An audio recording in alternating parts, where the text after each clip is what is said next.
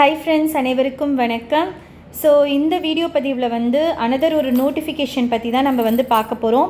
So எந்த டிபார்ட்மெண்ட்லேருந்து இந்த notification விட்டுருக்காங்கன்னா, intelligent பீரோலேருந்து வந்து நமக்கு இந்த நோட்டிஃபிகேஷன் விட்டுருக்காங்க. எந்த போஸ்டிங்க்குனா எஸ்ஏ, அதாவது செக்யூரிட்டி அசிஸ்டண்ட் இல்லைனா எக்ஸிக்யூட்டிவ் அப்படின்னு சொல்லுவாங்க. ஓகேங்களா, எஸ்ஏ இல்லைனா எஸ்சின்னு சொல்லுவாங்க.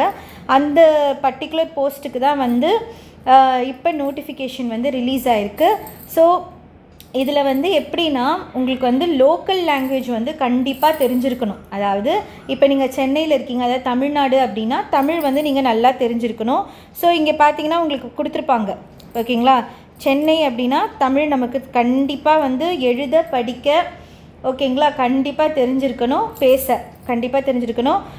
அதனுடைய போஸ்டிங் டீட்டெயில்ஸ் எவ்வளோ பார்த்தீங்கன்னா, நம்மளுடைய சென்னைக்கு வந்து 285 போஸ்டிங் வந்து அலாட் பண்ணியிருக்காங்க. ஓகேங்களா, ஸோ இது வந்து வேக்கன்சி வந்து அவங்க அழகாக ரிசர்வேஷனுக்கு ஏற்ற மாதிரி பிரேக்கப் பண்ணியே கொடுத்துருக்காங்க. ஓகேங்களா, ஸோ யூஆர்னால் வந்து அன்ரிசர்வ்டு 172 வேக்கன்சி, ஓபிசிக்கு வந்து 31, எஸ்சிக்கு வந்து 51, எஸ்டிக்கு வந்து 2, இடபிள்யூஎஸ்னால் வந்து எக்கனாமிக்கலி வீக்கர் சைடில் வருவாங்க. அவங்க அந்த சர்டிஃபிகேட் ப்ரொவைட் பண்ணாங்கன்னா அவங்க வந்து இந்த கேடரில் எடுத்துக்கலாம். 29 சீட் இருக்குது. டோட்டலாக வந்து 285 போஸ்டிங் வந்து நமக்கு தமிழ்நாடு பீப்புள், அதாவது சென்னை ரீஜனில் கொடுத்துருக்காங்க. ஓகேங்களா, ஸோ இது வந்து நம்ம இதனுடைய எஜுகேஷன் குவாலிஃபிகேஷன் இது எல்லாமே 1 by 1 நான் சொல்கிறேன், நோட் பண்ணிக்கோங்க. மெயினாக இது ஏன் அப்ளை பண்ண சொல்கிறேன் அப்படின்னா, லோக்கல் லாங்குவேஜுக்கு ப்ரிஃபரன்ஸ் வந்து இங்கே கொடுக்குறாங்கப்பா. ஓகேங்களா, அதே மாதிரி குவாலிஃபிகேஷன் பார்த்திங்கன்னா 10th தான், 10th பாஸ் பண்ணியிருக்கணும். ஓகே, அதே மாதிரி நம்ம என்ன சர்டிஃபிகேட் ப்ரொவைட் பண்ணோன்னா, டொமைசல் சர்டிஃபிகேட் வந்து ப்ரொவைட் பண்ணணும். டொமைசல்னால் என்னதுன்னா ரெசிடென்ஷியல் சர்டிஃபிகேட், இருப்பிட சான்றிதழ் அப்படின்ட்டு சொல்லுவாங்க. அந்த சர்டிஃபிகேட் நம்ம வந்து ரெடி பண்ணிக்கணும். 10th பாஸ் பண்ணியிருக்கணும். லோக்கல் லாங்குவேஜ் எழுத படிக்க பேச தெரிஞ்சிருக்கணும். அதாவது நமக்கு லோக்கல் லாங்குவேஜ்னு பார்த்தது வந்து பார்த்திங்கன்னா தமிழ் நல்லா எழுத படிக்க தெரிஞ்சிருக்கணும், அவ்வளோதான், பேச தெரிஞ்சிருக்கணும். நமக்கு 285 போஸ்டிங் வந்து இதில் கொடுத்துருக்காங்க. யாரெல்லாம் இதை 10th பாஸ் ஆகிட்டு இந்த கேடரில் இருக்கீங்களோ அப்ளை பண்ணிவிடுங்க தயவு செஞ்சு. நம்மளுடைய ஏஜ் லிமிட் அது எல்லாமே வந்து இப்போ பார்க்கலாம். ஓகேங்களா, ஸோ ஃபஸ்ட்டு வந்து ஏஜ் லிமிட் பார்த்திங்கன்னா எப்பயும் போல் வந்து சென்ட்ரல் கவர்மெண்ட்டுக்கு வந்து நமக்கு 18 இயர்ஸ்லேருந்து 27 இயர்ஸ் வரைக்கும் வந்து ஏஜ் லிமிட்டு. இதுதான் வந்து அன்ரிசர்வ்ட் கேண்டிடேட்டுடைய ஏஜ் லிமிட்டு. ஓகேங்களா, அதாவது ஜென்ரல் கேட்டகரியோடைய ஏஜ் லிமிட் வந்து 18 இயர்ஸ்லேருந்து 27. ஆஸ் ஆன் இப்போ இந்த 17/8/2025 ஓகேங்களா, இதுக்குள்ளே நீங்கள் வந்து இந்த ஏஜ்க்குள்ளே இருக்கீங்க அப்படின்னா நீங்கள் வந்து அன்ரிசர்வ்டு இதுவில் வருவீங்க. இதே நீங்கள் ஓபிசி அப்படின்னா உங்களுக்கு age relaxation up to 3 years, SC எஸ்டினா வந்து 5 இயர்ஸு. அதே மாதிரி நம்ம லாஸ்ட் டைமில் நம்ம எஸ்எஸ்சிக்கு நம்ம பார்த்தா மாதிரியே தான். ஓகேங்களா, இதே வந்து நீங்கள் எஸ்எஸ்சியில் பார்த்தோம்ல, விடோஸு, டிவோர்ஸ்டு விமன், அவங்களாம் வந்து அன்ரிசர்வ்டு கேண்டிடேட்ஸில் இருந்தாங்கன்னா அவங்களுக்கு அப் டு 35. ஓகேங்களா, அதே வந்து ஓபிசியில் இருந்தாங்கன்னா அவங்களுக்கு அப் டு 38. இதே வந்து எஸ்சி எஸ்டியில் இருந்தாங்கன்னா up to 40 years, divorced, widows அந்த விமன் கேட்டகரியில். ஓகேங்களா, ஸோ மற்றபடி இதான் ஏஜ் லிமிட். ஓகே, நெக்ஸ்ட்டு பார்த்தீங்கன்னா உங்களுக்கு பே ஸ்கேல் பார்த்தீங்கன்னா லெவல் 3 பே ஸ்கேலில் உங்களுக்கு ஸ்டார்டிங் வந்து 21,700லேருந்து அப் டு 69,100ன்னு கொடுத்துருக்காங்க. இது இல்லாமல் உங்களுக்கு வந்து ஸ்பெஷல் செக்யூரிட்டி அலோவன்ஸ் இருக்கும், கேஷ் காம்பன்சேஷன் இருக்கும். டேக் ஹோம் மட்டுமே வந்து கிட்டத்தட்ட வந்து உங்களுக்கு 40,000 கிட்ட வந்து டேக் ஹோம் வந்து இந்த பர்டிகுலர் போஸ்ட்டில் இருக்கும். ஓகேங்களா, எஜுகேஷன் குவாலிஃபிகேஷன் நான் சொன்ன மாதிரியே தான், 10th பாஸ் பண்ணியிருக்கணும், மெட்ரிகுலேஷன் 10th பாஸ் பண்ணியிருக்கணும். அதே மாதிரி டொமைசல் சர்டிஃபிகேட் வந்து அந்த பர்டிகுலர் ஸ்டேட்டோட டொமைசல் சர்டிஃபிகேட் வந்து நீங்கள் வச்சுருக்கணும். அதே மாதிரி knowledge of any one of the local language. ஓகேங்களா, அதாவது நமக்கு தமிழ் நல்லா வந்து எழுத படிக்க பேச தெரிஞ்சிருக்கணும். இது இருந்தாலே இதுதான் எசென்சியல் குவாலிஃபிகேஷன் கொடுத்துருக்காங்க. ஓகேங்களா, சரி, நெக்ஸ்ட்டு வந்து எக்ஸாம் பேட்டர்ன் எப்படி இருக்குது அப்படின்னு பார்க்கலாம். எக்ஸாம் பேட்டர்ன் பொறுத்த வரைக்கும் உங்களுக்கு 5 எம்சிக்யூவில் தான் இருக்கும். ஓகேங்களா, 5 பார்ட்ஸாக வந்து பிரிச்சிருக்காங்க. ஒவ்வொரு பார்ட்லேயும் வந்து 20 கொஷின்ஸு. டோட்டல் மார்க் வந்து 100.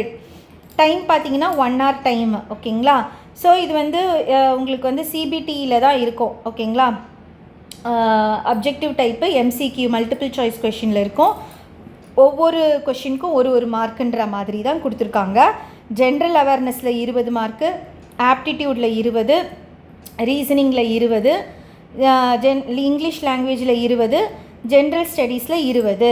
இதில் வந்து ரீஜனல் லாங்குவேஜில் நமக்கு கொஷின் இருக்காது. ஃபுல்லாகவே வந்து இங்கிலீஷில் தான் வந்து கொஷின் இருக்கும். நெகட்டிவ் மார்க்கிங் இருக்குது. ஒரு ராங் கொஷினுக்கு நமக்கு வந்து 0.25 மார்க் வந்து உங்களுக்கு நெகட்டிவ் மார்க்கிங் இதுக்கு கொடுத்துருக்காங்க. ஸோ இன்கேஸ் நீங்கள் வந்து தமிழ் மீடியமாக இருக்கீங்க, ஆனால் நான் வந்து மேனேஜ் பண்ணிப்பேன் அப்படின்னா, 10th முடிச்சிருக்கீங்க ஆனால் வந்து நான் மேனேஜ் பண்ணிப்பேன், என்னால் வந்து ஜென்ரல் அவேர்னஸ்ஸு, ஆப்டிடியூடு, மேக்ஸ் தான் இது. ஓகேங்களா, மேக்ஸ் அண்ட் ரீசனிங் தான் உங்களுக்கு இங்கே 20 இங்கே 20ன்னு கொடுத்துருக்காங்க. ஓகேங்களா, ஜென்ரல் அவேர்னஸ்ஸு, ஜென்ரல் ஸ்டடீஸை தான் வந்து நமக்கு எஸ்எஸ்சியில் பார்த்தோம் தெரியுமா, அதே தான் இங்கே பேட்டர்னு.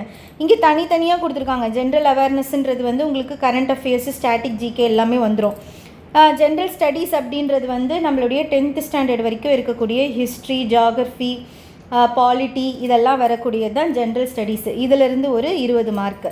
ஸோ எல்லா பார்ட்லேருந்து 20 மார்க்ஸ் கொடுத்துருக்காங்க. நான் இதெல்லாம் மேனேஜ் பண்ணிப்பேன், 10th முடிச்சிருக்கேன், நான் இந்த ஏஜ் லிமிட்குள்ளே நான் இருக்கேன் அப்படின்னா கண்டிப்பாக நீங்கள் இந்த போஸ்டிங்க்கு அப்ளை பண்ணுங்கள். ஏன்னா நம்ம டிஎன்பிசிக்கு வந்து ஒரு 15 மணி நேரம் உட்காந்து அவ்வளோ புக்ஸு நம்ம படிக்கிறதுக்கு இது வந்து ஈஸியாக, ஓகேங்களா, ஈஸியாக வந்து நம்ம ப்ரீவியஸ் இயர் கொஷின்ஸ்லாம் இருக்குது. ஓகேங்களா, அதெல்லாம் வச்சு நம்ம எப்படிலாம் கொஷின் கேட்டிருக்காங்க. நம்ம இது எஸ்எஸ்சிக்கு வந்து நம்ம ஜென்ரல் இங்கிலீஷ் வந்து நம்ம ஸ்டார்ட் பண்ணிட்டோம். ஸோ அதே தான் இங்கேயும் இதே சேம் சிலபஸ் தான் வந்து ஜென்ரல் இங்கிலீஷ்னால் வந்து சேம் இதே தான் இருக்கும். Error spotting, fill in the blanks, comprehension, preposition இதே தான் இருக்கும். ஓகேங்களா, ஸோ இதை நம்ம அங்கே பண்ண தான் போகிறோம். அங்கே நான் ஸ்டார்ட் பண்ணிட்டேன். இதே மாதிரி சாரும் வந்து உங்களுக்கு இதெல்லாம் நடத்த ஆரம்பிச்சிடுவார். ரீசனிங் எல்லாமே நடத்த ஆரம்பிச்சிடுவார்.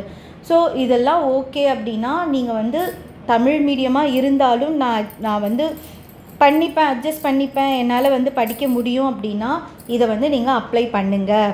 ஓகேங்களா, ஏன்னா இது ரொம்ப ஈஸியாக வந்து நமக்கு சான்சஸ் நிறைய இருக்குது நம்ம உள்ளே போகிறதுக்கு. ஓகே, இதுதான் வந்து மொத்தம் இந்த எக்ஸாம் வந்து 3 லெவலாக பிரிச்சிருக்காங்க. Tier 1, Tier 2, Tier 3ன்ட்டு. Tier 1 வந்து நமக்கு நான் தான் இப்போ சொன்னேன்ல ஆன்லைன் எக்ஸாம் தான். இந்த 5 பார்ட்ஸில் 20 மார்க்ஸு, 100 மார்க்கு 1 hour. நெக்ஸ்ட்டு பார்த்தீங்கன்னா ரிட்டன் எக்ஸாம் இருக்குது, டிஸ்கிரிப்டிவ் டைப்பு. நீங்கள் ஒரு இது மாதிரி கொடுத்துருவாங்க, ஒரு டாபிக் பற்றி எழுதணும் அப்படின்ட்டு சொல்லிடுவாங்க. இந்த மார்க், இந்த Tier 2 மார்க் வந்து only for qualifying. Tier 2 mark வந்து நல்லா பார்த்துக்கோங்க, ஒன்லி ஃபார் குவாலிஃபையிங்.